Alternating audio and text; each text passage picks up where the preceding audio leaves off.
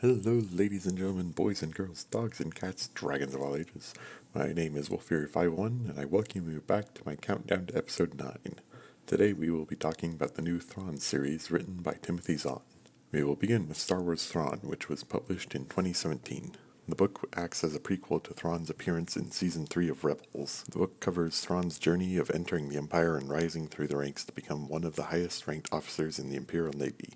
The story follows three primary characters: Governor Price, who plays a part in Thrawn's rise through the ranks; Eli Vanto, who is Thrawn's translator, assistant, and unknowing apprentice; and Thrawn himself. I would highly recommend reading this book and definitely rank it as one of the best Star Wars books to date.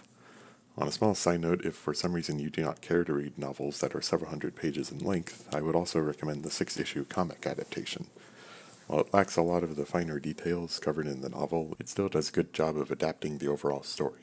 One of the things I like best about the book is how we get to learn and connect with Thrawn on a personal level. This book is a primary example of what Star Wars fans have been wanting since the Disney acquisition. The original Thrawn trilogy established Thrawn as a galactic-scale threat, but kept him shrouded in mystery to make him more intimidating. With this book, we finally get to have a look inside of the tactical genius's mind and see how he thinks. And what we see primarily through his interactions with Eli Vanto is that Thrawn is not entirely the cold-hearted monster many would think him to be.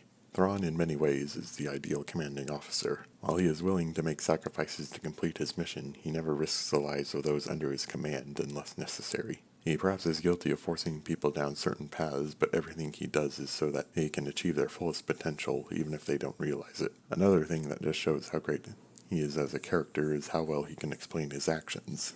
Throughout the book, I found myself agreeing with many of Thrawn's actions and rationale, aside from one part involving the destruction of a piece of land, but even then he has a fair reasoning. One other thing I appreciated was that there were a number of callbacks to the original Thrawn trilogy.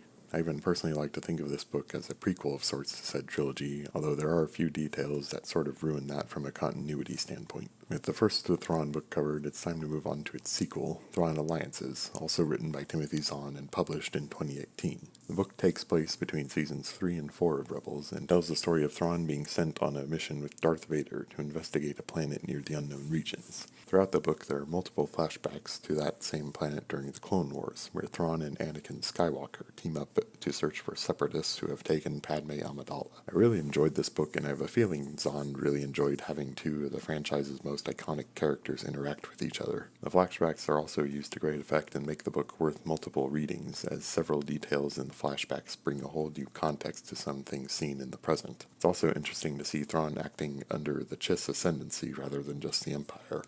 Much like the first Thrawn book, I would highly recommend giving it a read. It's really fun to see Thrawn interact with Anakin Skywalker as both the Jedi Knight and the Sith Lord. We also get a glimpse into the Chiss ascendancy and some new details about the Chiss species. Well, that about wraps up my reviews. I know I didn't go into a lot of detail, but I really think these books are worth reading, so I want to give away as little as possible, so that you can have a fresh experience if you haven't read these books already. Tune in to my next video, as I will be doing a short retrospective on Star Wars Solo, as well as a review on a book that accompanied the movie's release, Star Wars Last Shot. Until then, I have been Wolffury501, and I will see you all next time.